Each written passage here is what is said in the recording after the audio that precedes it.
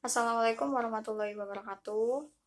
Kita bertemu lagi di pertemuan yang kedua berarti ya di minggu sekarang. Kita kembali ke pembelajaran daring lagi ya. Sebelumnya, semoga keadaan kalian tetap baik-baik saja di era pandemi sekarang ini. Nah, untuk pembelajaran daring sekarang kita akan membahas tentang menghadapi cobaan dengan senyuman. Nah, sebelumnya yang kita bahas terlebih dahulu yaitu pengertian cobaan dan macam-macamnya.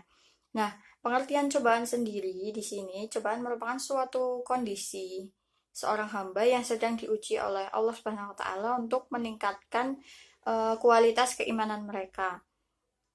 Karena dengan menghadapi cobaan ini, seorang manusia atau seorang hamba akan menunjukkan karakter aslinya dan otomatis dia akan meningkatkan keimanannya karena merasa diuji oleh Allah Subhanahu wa taala.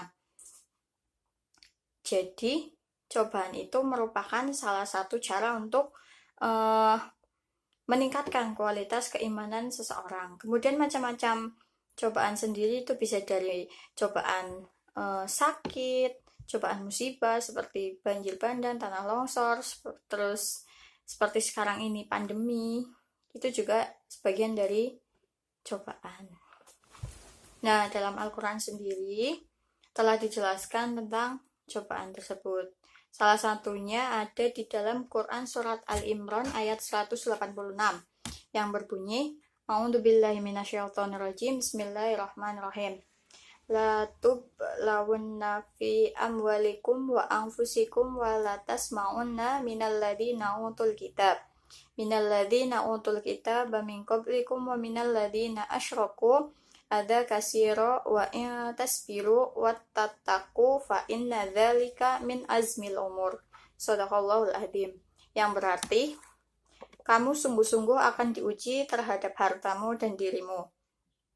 Dan juga kamu sungguh-sungguh akan mendengar dari orang-orang yang diberi kitab sebelum kamu dan dari orang-orang yang mempersekutukan Allah.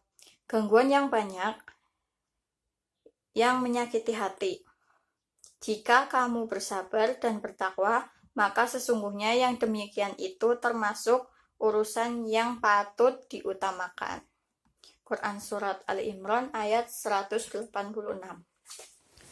Nah, dari ayat tersebut kita dapat mengetahui bahwa segala sesuatu bentuk dari cobaan yang terjadi di dunia ini harus disikapi sebagai bagian dari proses kehidupan yang tujuannya agar membentuk karakter seseorang dan meningkatkan kualitas keimanan seseorang itu sendiri. Seperti yang sudah saya jelaskan sebelumnya tadi, di pengertian cobaan sebelumnya, karena cobaan itu merupakan suatu fase di mana seorang hamba akan diuji oleh Allah Subhanahu wa taala, dan melalui cobaan itu seorang hamba akan menemukan karakter atau jati dirinya sendiri, kemudian mereka juga akan meningkatkan kualitas keimanan mereka. Seperti contoh, kita sedang sakit atau kita sedang terkena musibah, atau usaha kita bangkrut, otomatis kan kita akan berada di bawah.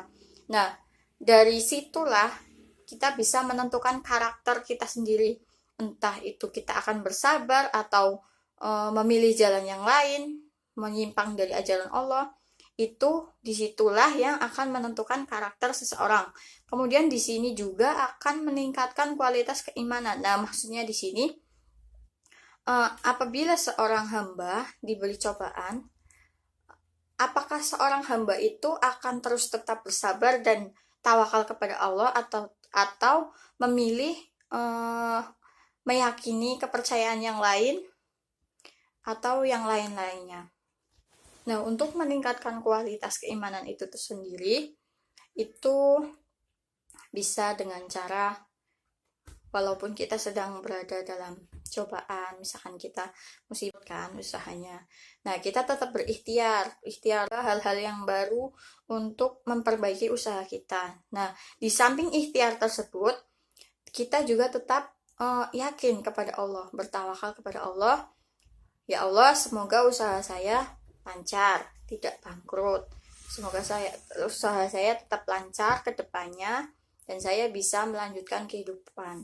Nah, maka dari itu, sebagai seorang hamba, untuk menghadapi segala sesuatu macam coba itu harus dilandasi dengan rasa kesabaran. Tingkat kesabaran ini yang akan mengantarkan kita kepada tingginya kualitas keimanan kita.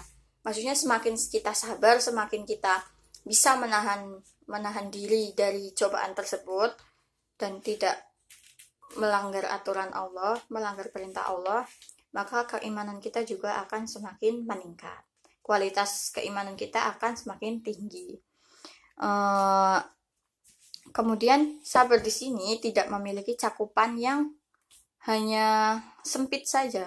Sabar di sini memiliki cakupan pengertian yang luas karena membutuhkan kesiapan mental dan kepribadian yang kuat.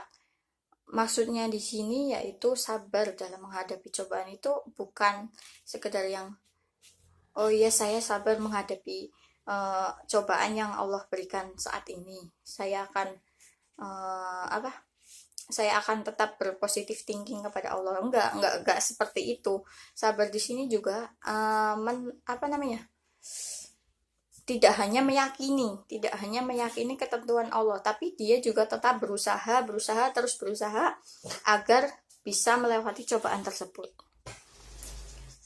Nah, maka dari itu orang yang sabar itu mempunyai keistimewaan sendiri di sisi Allah Subhanahu wa taala. Orang-orang yang sabar akan ditempatkan di surganya Allah. Kemudian ada beberapa sumber yang mengatakan bahwa sebagian besar ulama membagi sabar menjadi 3, yaitu yang pertama sabar untuk selalu taat kepada Allah, kemudian yang kedua sabar untuk menahan diri untuk tidak berbuat maksiat, yang ketiga sabar dan tawakal dalam menghadapi cobaan dan ujian dari Allah Subhanahu wa taala. Nah, sabar yang pertama ini, sabar untuk selalu taat kepada Allah, contohnya kita dalam sholat atau kita dalam mengerjakan ibadah yang lain. Misalkan kita puasa, kita kan harus bersabar menahan diri, menahan lapar, menahan haus dari pagi sampai sore, sampai waktunya berbuka puasa. Kemudian yang kedua, untuk sabar menahan diri untuk tidak berbuat maksiat. Nah, ini juga salah satu contoh kecilnya yaitu ketika kita menjumpai seseorang yang berpacaran, itu kan juga berbuat maksiat ya. Nah, itu termasuk sabar untuk tidak berbuat maksiat.